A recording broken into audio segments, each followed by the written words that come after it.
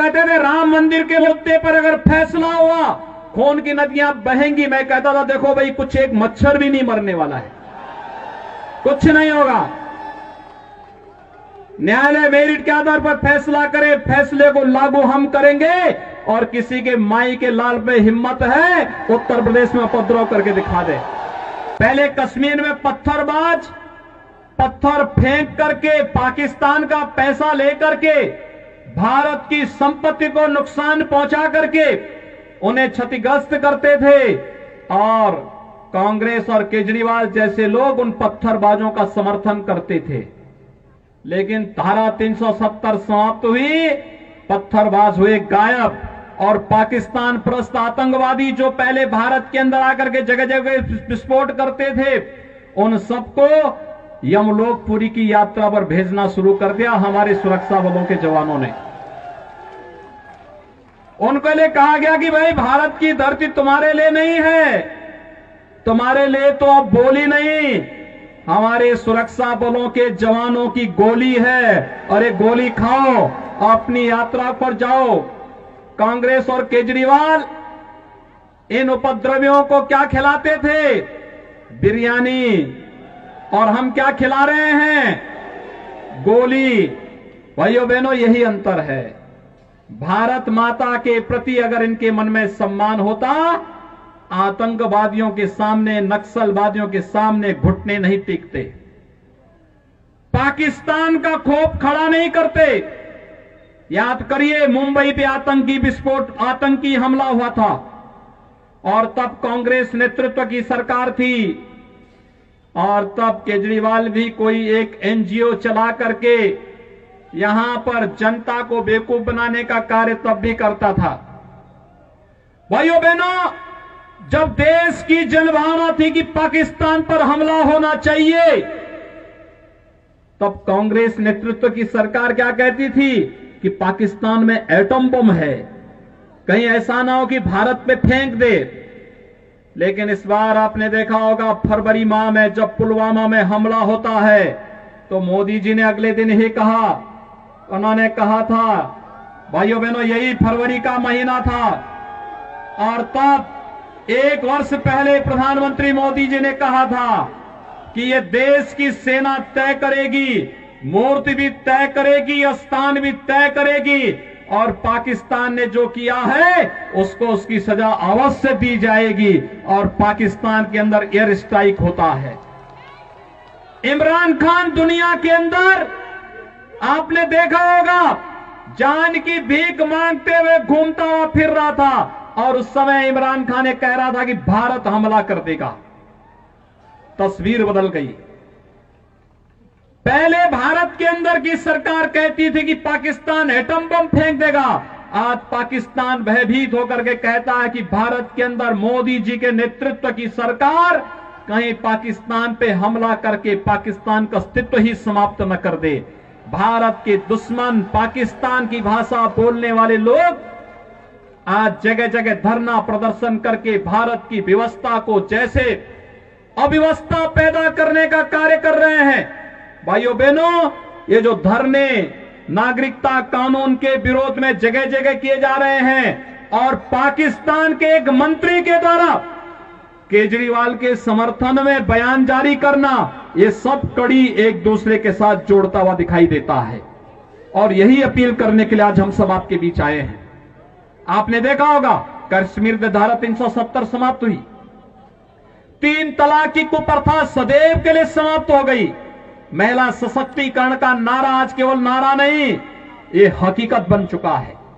और महिला सशक्तिकरण के माध्यम से 3 तलाक की कुप्रथा को सदैव समाप्त करने के लिए प्रधानमंत्री मोदी जी का, गृह मंत्री अमित शाह जी का अभिनंदन होना चाहिए।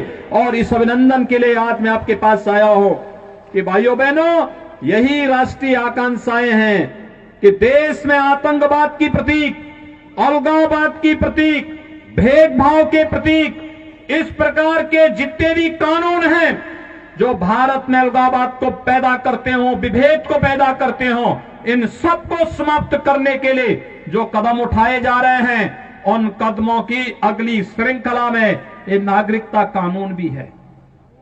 हम सब जानते हैं ये तो पाकिस्तान, अफगानिस्तान और बांग्लादेश के हिंदू, सिख, बौद्ध, जैन, पारसी, ईसाई जो वहां पे पीड़ित हैं, प्रताड़ित हैं, उनको नागरिकता देने का कानून है। ये नागरिकता लेने का कानून नहीं। लेकिन इस सब के बावजूद आप देख रहे होंगे धरना देकर के कैसे भ्रम की स्थिति पैदा करने का प्रयास हो रहा है। ये जानबूझ करके शरारतन देश के माहौल को खराब करने की साजिश का हिस्सा है।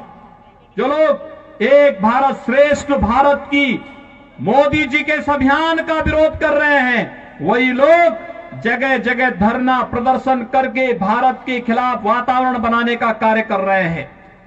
देश के अंदर अनावश्यक रूप से जनता को गुमराह करने का कार्य कर रहे हैं। और वही लोग हैं जिनके समर्थन में आज पाकिस्तान के मंत्री और पाकिस्तान की सरकार बयान जारी करके अपील कर रही है कि दिल्ली के अंदर मोदी के नेतृत्व में सरकार नहीं आनी चाहिए।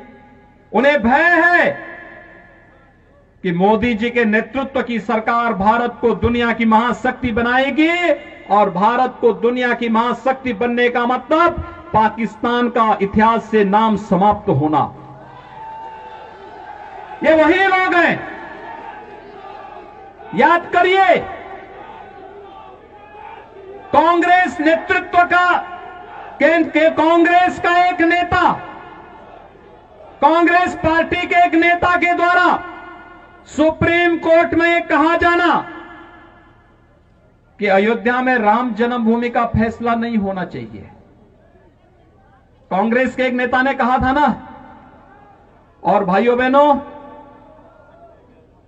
500 वर्षों के बाद आप में से जितने भी लोग 35-40 वर्ष के होंगे, वह हर व्यक्ति अयोध्या में राम जन्मभूमि आंदोलन के साथ प्रत्यक्ष और अप्रत्यक्ष रूप से जुड़ा रहा है।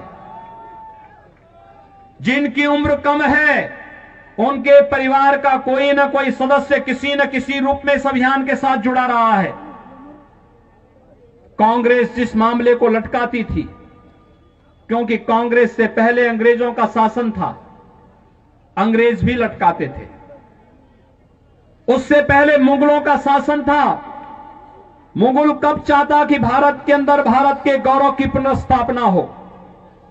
लेकिन मोदी जी आए और मोदी जी के आने के दूसरे कार्यकाल में अयोध्या में 500 वर्षों से लटके हुए श्री राम जन्मभूमि से संबंधित मामले का समाधान होता है। आप सबको मैं बधाई देता हूं। अयोध्या में भगवान राम का भव्य मंदिर के निर्माण का मार्ग प्रशस्त हुआ है। अयोध्या में भगवान राम का भव्य मंदिर का निर्माण होने जा रहा है। कोई संदेह किसी को नहीं होना चाहिए। जरा याद करिए, अगर मोदी जी केंद्र में नहीं होते, उत्तर प्रदेश में मोदी जी के आह्वान पर भारतीय जनता पार्टी की सरकार नहीं बनती, तो ये जो धमकी देते थे कि 370 समाप्त करोगे, खून की नदियां बहेंगी, हम कहते थे यार कुछ नहीं होने वाला। ये लोग कहते थे राम मंदिर के मुद्दे पर अगर फैसला हुआ खून की नदियां बहेंगी। मैं कहता था देखो भाई, कुछ एक मच्छर भी नहीं मरने वाला है, कुछ नहीं होगा। न्यायालय मेरिट के आधार पर फैसला करे, फैसले को लागू हम करेंगे। और किसी के माई के लाल पे हिम्मत है उत्तर प्रदेश में उपद्रव करके दिखा दे।